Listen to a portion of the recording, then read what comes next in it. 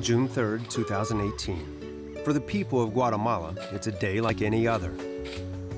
The volcano that towers above them is just part of the landscape. Known as Fuego, the volcano of fire, Guatemala's most active volcano sits dangerously close to several villages and towns. Fuego's monitoring station has only one seismograph. It shows a rise in activity, but nothing to indicate what's about to be unleashed. Early in the morning on that day, June 3rd, bulletins started coming in as usual. But not a warning there could be a big explosion. 1 p.m. There's a massive explosion. Ash and rock blast high into the air. Yet strangely, there's no panic. People have witnessed frequent ash explosions for the last 16 years. Locals believe any fallout will spill into valleys lining the volcano's slopes. But shortly after, disaster strikes.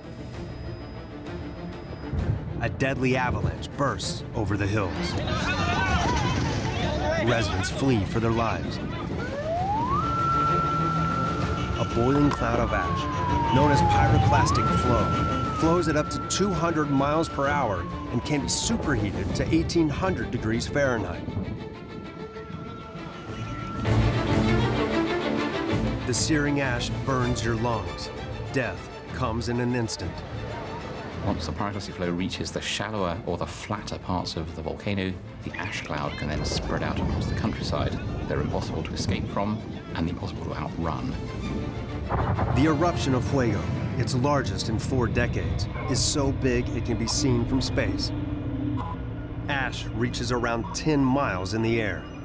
60 square miles are blanketed in a suffocating layer. The first responders arrive around 2 hours later. Shocking sights greet them. Local journalist David Mercer grabs his camera and heads straight to the disaster zone. These are among the first images sent to the outside world. It was an incredibly surreal situation. All of the sound was kind of muffled by this thick layer of ash that was covering everything. It was monochrome. Everything was monochrome. Some places, you knew that there was a 2-story house and you could just see the very rooftop. So you knew that there was a couple of meters of this material, of this ash and lava and mud, all sort of joined together.